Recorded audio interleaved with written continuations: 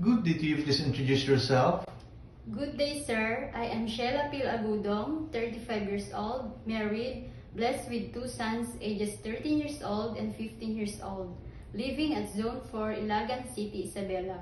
I have two sisters. I am the third child of the family. I am high school graduate. Okay. Can you tell me your work experience? Yes, sir.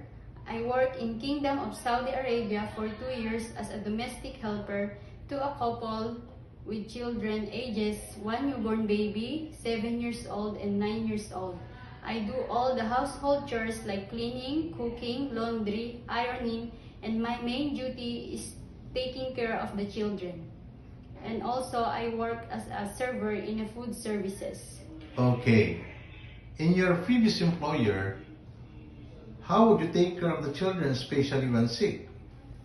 I am always securing the safety of the children, sir. When the baby is sick, I will check her temperature. If the baby is sick, I will call my employer. Okay. How would you describe yourself? I am hardworking, honest, and responsible person, sir. Do you have any tattoo? No, sir. Do you have surgery or serious sickness before? No, sir. Do you have an allergy to certain food? No, sir. Do you smoke and drink alcohol? No, sir. Why do you want to work abroad? I want to work abroad to provide for my family, especially for my children, and also to be financially stable in the future. Okay. If you get hired, who will take care of your children?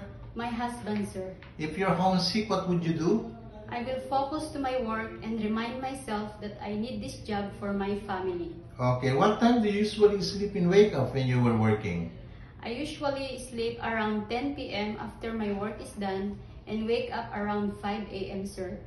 Are you the one who do the cooking and marketing at home? Yes, sir.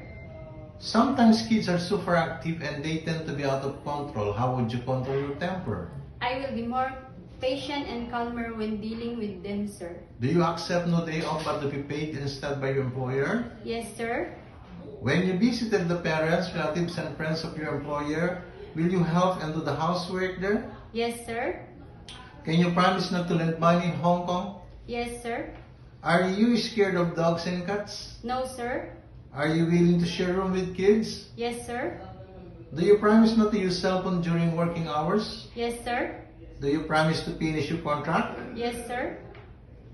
Can you cook Chinese food? No, sir, but I am willing to learn. Can you sing a nursery song? Yes, sir. Sing it.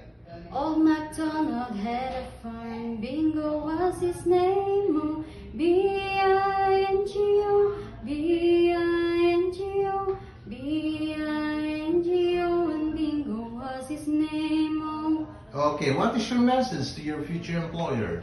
Good day, sir, ma'am. Hope you will select me as your helper. I am hard work, honest, and responsible person. I will promise to serve your family with all my best. Thank you.